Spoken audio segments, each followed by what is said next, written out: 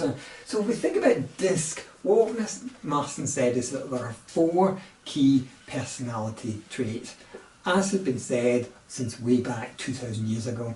And he split them into 4 types that he called dominant, the influencer, steady, and the conscientious. Okay, and each of us have a blend of these. None of us are any one of them. We're all a blend of all of them. However, what research has shown is that 80% at least of us tend to have one that dominates us, one that is secondary to that, and then 2 that are lower down in intensity, that aren't actually tapped into that much. And therefore that's your great opportunities for development in terms of a person. If you want to really be balanced and have mastery, then developing those 2 aspects that aren't tapped into, and potentially bringing down in intensity if one of your high intensities is maybe too high, which sometimes we know can happen, but we'll talk about that. So if we look at the 4 different types and look at what they mean, then you may be able to kind of relate to which one, or predominantly which one you are. Then we'll look at some blends. But dominant, these are the people who are really active, really outgoing, fast-paced, and very, very task orientated. You know, they want a job done, and they want the job done now. Sometimes they can be the kind of people that you hear quite often talked about, you know, the bull in a china shop, and that can sometimes be a D. If they're too high intensity and they don't have enough sensitivity, they can be very, very demanding, in fact overly demanding. However, very, very strong in knowing where they want to go and in what they want to do. In terms of communicating, these can be the people who tend to tell you. Okay, not a lot of consultation with these kind of people, they just tell you. Now we look at the eyes are the influencer. These are the people who can be real innovators, who really like to interact with other people. Great people. However, very fast as well, very outgoing, and sometimes, although they're the great motivators, they can be extremely fast if they're very high intensity, and actually can leave everybody else trailing in their wake, which sometimes can obviously be a bit of a problem. From a point of view of communicating, these are the great sellers. They'll sell you an idea to motivate you.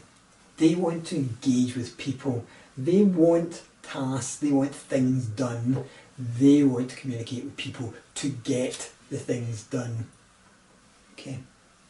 And then we'll get the S's. S's are what's called usually your steadiness people. These are your very stable, very kind of like nicely paced people. These are very supportive people. These are, if you think about a team, these tend to be the people that hold the team together, the glue that holds people together. You know, very, very people orientated, but in a slower paced way than your eyes. Much more reflective, much more considered down here. In terms of communicating, these are the people who like a lot of consultation. They like to listen, and they like to know that they're being listened to. When you think up here, you know, much more fast paced, very people orientated, however, quite often can be talkers instead of listeners. Quite often can be not very good at listening at all sometimes, you know, so there can be, you know, scope here for maybe some misinterpretations, maybe some lack of communication here, particularly when you've got these people who can be very, very demanding, very outgoing, very kind of assertive people over here who can like that consultative approach and actually can find that quite intimidating at times. Much slower paced, you know, like to make sure that they're getting things done, the right things done. Okay, so have we considered why we're doing something? That's what's really important to the S's. Why are we doing that? So what are we doing, who are we doing it with, and why are we doing it?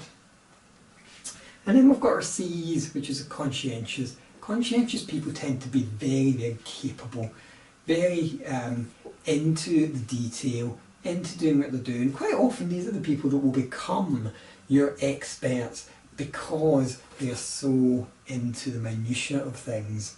Quite often that can be a real boon when you think about action planning, getting your actions done. Great detail people for that. But because of the detail, they can sometimes lack a view on the bigger picture and sometimes need to be pushed out of themselves to see that bigger picture. These are the people who really are into your quality, getting things done right. Remember I said these people want to make sure they're doing the right thing. These people want to make sure they're doing what they're doing right. Okay, very different perspective, which again can create some tension there. If you're thinking about teams and working, with friends or family, there can be, issues there. And again, when you think about across here, you've got your fast-paced, people-orientated, slower-paced, big task-orientated, big picture, detail, scope for potentially challenges there. So